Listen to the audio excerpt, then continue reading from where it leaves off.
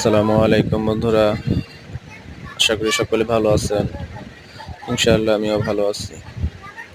দেখতে পাচ্ছেন আমরা আজকে সিপিভিসি পাইপ দ্বারা একটি বাথরুমে গরম ঠান্ডার ওয়াটার ওয়ারিং করলাম এবং একটি কিচেন আর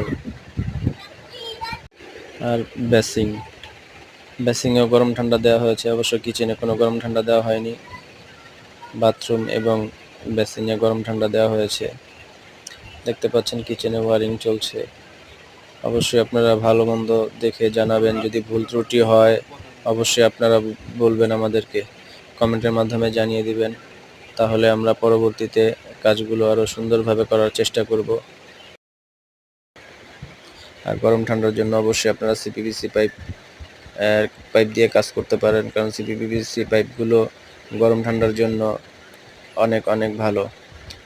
আর কাজের মান কাজ কেমন হয়েছে আপনারা অবশ্যই কমেন্টে জানাবেন। এই যে দেখতে পাচ্ছেন আমাদের লাইনগুলো এই যে যাচ্ছে, এখানে গরম ঠান্ডা দেওয়া হয়েছে বেসিনে।